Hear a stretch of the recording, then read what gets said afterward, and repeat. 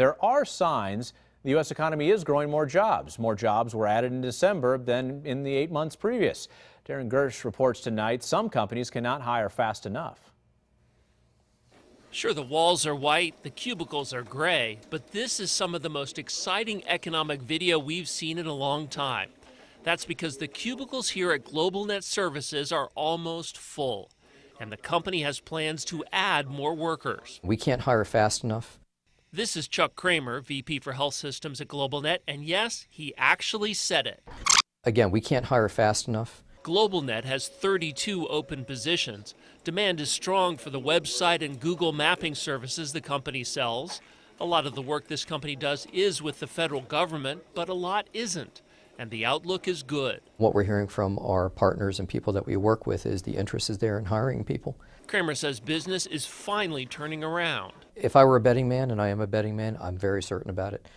We've seen the trends come over the last several months in the various economic reports, the reports from publicly held companies, and they look fairly positive. We're confident in those numbers.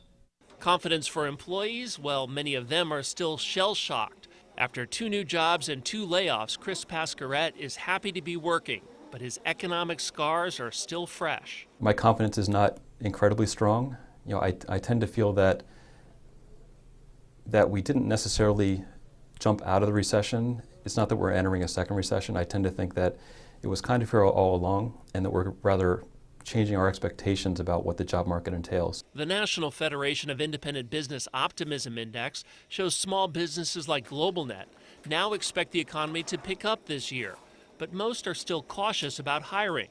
And despite the good news at GlobalNet, economist Heidi Shearholz says the national employment picture has been basically treading water. In a very real sense, we haven't started the jobs recovery yet.